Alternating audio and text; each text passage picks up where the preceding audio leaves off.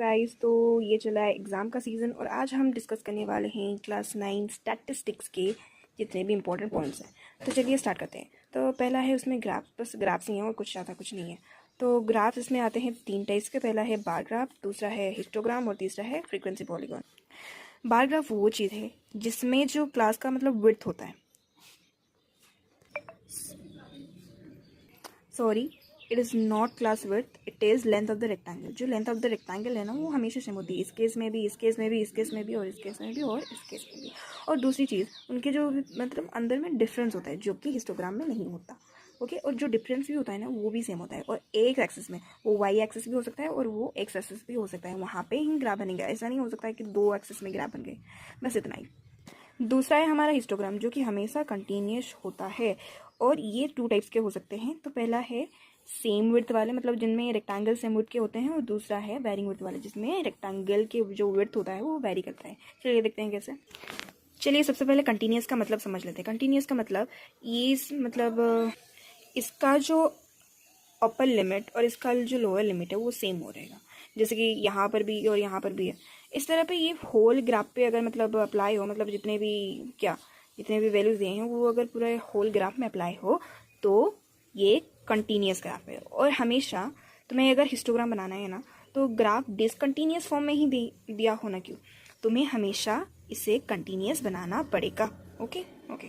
और ये है histogram with same width of rectangle. यहाँ पे देखो रेक्टेंगल के विड्थ सेम है, यहाँ पर भी 5 है, यहाँ पर भी 5 है, यहाँ पर भी 5 है और यहाँ पे भी 5। ओके, तो इसका थोड़ा टेबल देख।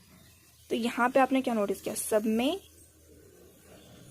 जो मतलब अपर लिमिट और लोअर लिमिट के जो डिफरेंस है, मतलब क्लास विड्थ जो है वो ना सेम है। तो जब क्लास विड्थ सेम हो सारे, मतलब सारे बार्स के, तब ग्राफ के जो रेक्टेंगल होते हैं ना, वो उनके विड्थ सेम है, जैसे कि यहाँ पे हुआ। ओके, जैसे कि यहाँ पे हुआ। ओके, अब देखते हैं histogram with varied width of rectangle, जैसे कि यहाँ पे हो गया। यहाँ पे देखो 0 के 20 के बीच में कितने मतलब क्लास क्लास साइज कितना है, 20 है, और यहाँ पे 30 है, और इन सब में सारे के सारे 10 है। तो ये एक एग्जाम्पल है वेरिंग विड्थ ऑफ हिस्टोग्राम, मतलब histogram with varied width of rectangles. तो अब क्वेश्चन है, इनका जो मतलब विड्थ ऑफ द रेक्टेंगल है वो कैसे फाइंड करें। तो उसके लिए एक बहुत अच्छा फॉर्मूला है, मैं बताती हूँ। और ये है वो formula, frequency divided by class width into the lowest class width. और ये जो क्लास विड्थ है ना, वो प्रेजेंट क्लास विड्थ है। ओके, एक एग्जाम्पल देखो, ये है एग्जाम्पल। ओके, तो हमें 0 से 20 तक मतलब रेक्टेंगल का लेंथ निकालना है, जो हमने ये वाला निकालना है, ये वाला। तो इसके लिए हम ये वाला फॉर्मूला ही अप्लाई करेंगे। तो चलिए देखते हैं। तो फ्रीक्वेंसी कितना है, फ्रीक्वेंसी है 7, यहाँ पे हमने 7 लिख लिया। उसके बाद क्लास विड्थ क्या है, क्लास विड्थ है 20 माइनस 0 दैट इज़ 20, तो हमने लिख लिया 20। और लोएस्ट क्लास विड्थ क्या है, लोएस्ट क्लास विड्थ है 10, जो कि इन सब में फॉलो होता है। तो यहाँ पे हमने 10 मल्टीप्लाई कर लिया और हमने क्या पाया, 3.5। तो इसका जो हाइट होगा ना, मतलब ये जो ग्राफ का कॉलम का हाइट होगा वो होगा 3.5। ओके, इस तरह ये सब के निकल गए, ये सब के तो सेम ही आएंगे, क्योंकि ये जो ऊपर वाला क्लास विड्थ और नीचे वाला क्लास विड्थ ये सेम है, तो ये कट जाएंगे। तो ये जितना उनका एक्चुअल में क्लास विड्थ होता है उतना ही यहाँ पे आएगा, जितना उनका फ्रीक्वेंसी होता है उतना ही यहाँ पे आएगा। और ये वाला थोड़ा डिफरेंट होगा, क्योंकि इसका जो प्रेजेंट क्लास विड्थ है ना, वो चेंज होता है। जैसे कि इसका फ्रिक्वेंसी है 8 और इसका प्रेजेंट क्लास विड्थ है 3, not 3, it is 30, sorry for the interruption. और इसके लोएस्ट क्लास विड्थ है 10, तो इसे ऐसे करेंगे 3, सो 8 डिवाइडेड बाई 3 इज़ 2.67। आता है लास्ट टॉपिक हमारा, जो कि फ्रीक्वेंसी पॉलीगॉन। ये बस कुछ नहीं, बस एक हिस्टोग्राम के ऊपर ड्रॉ होता है। ये बेसिकली तुम देख सकते हो, ये एक हिस्टोग्राम है। बस कुछ नहीं करना तुम्हें, जितना मतलब दिया होता है हिस्टोग्राम का स्टार्टिंग पॉइंट, उससे जितना भी तुम्हारा क्लास इंटरवल होता है, उसी क्लास इंटरवल में और एक मतलब लिमिट बनाना है तुम्हें। जैसे कि ये यहाँ पे 5 क्लास इंटरवल है हमारा, तो हम 5 माइनस करके और एक क्लास इंटरवल पहले डाल देंगे, और पीछे भी ऐसे ही करेंगे। हम 60.5 में 5 ऐड कर लेंगे, जो कि क्लास इंटरवल है। तो 5 ऐड कर लिया तो 65.5 हो गया। तो अब बस हमें कुछ नहीं करना, इनके जो मिड पॉइंट होता है ना, जो भी है इसके मिड पॉइंट को मार्क करना है, उससे स्टार्ट करना है। स्टार्ट करके जितने भी मतलब तुम्हारे कॉलम्स हैं ना, उनके सारे मिड पॉइंट को मार्क कर लो।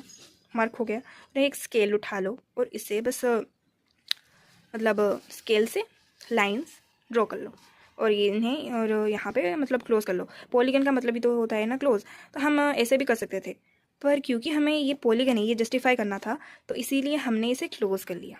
Okay okay.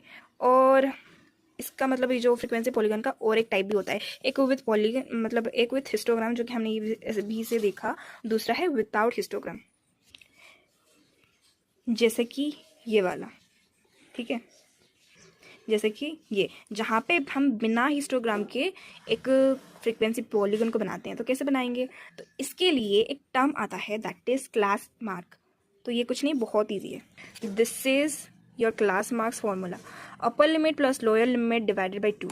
अगर अपर लिमिट नहीं पता, लोअर लिमिट नहीं पता तो डोंट वेरी, मैं बता रही हूँ।